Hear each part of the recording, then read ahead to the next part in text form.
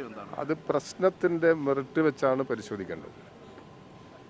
അത് കേവലം നിങ്ങൾ ചോദിക്കുന്ന ഒരു ചോദ്യത്തിന് ഉത്തരം എന്നുള്ള നിലയിലല്ല, ഒരു പ്രശ്നത്തോടെടുക്കുന്ന സമീപനവുമായി ബന്ധപ്പെട്ട് ഇതിപ്പോൾ അവിടുത്തെ ഈ കന്യാസ്ത്രീകൾക്ക് നേരെ അതിക്രമമുണ്ടായ പ്രശ്നവുമായി ബന്ധപ്പെട്ടുള്ള പ്രതികരണം അല്ലേ ഉദ്ദേശിക്കുന്നത്? അല്ലേ? അപ്പം അതിനോട് ആ സംഭവത്തോടുള്ളൊരു പ്രതികരണത്തിൻ്റെ പ്രശ്നമുണ്ട്. അതാണ് ഈ കാര്യത്തിലെടുക്കുക. ഇപ്പം തന്നെ കേരളം വലിയ തോതിലുള്ള പ്രശ്നങ്ങളെ നേരിടുകയാണ്. അതിൽ കേന്ദ്ര ഗവൺമെൻറ്റിൻ്റെ സമീപനത്തിൻ്റെ പ്രശ്നമുണ്ട്. ഇന്നിപ്പം മത്സ്യത്തൊഴിലാളികൾ അവരിപ്പോൾ സമരം വരികയാണല്ലോ, ഇവിടെ സമരം നടത്തുകയാണല്ലോ.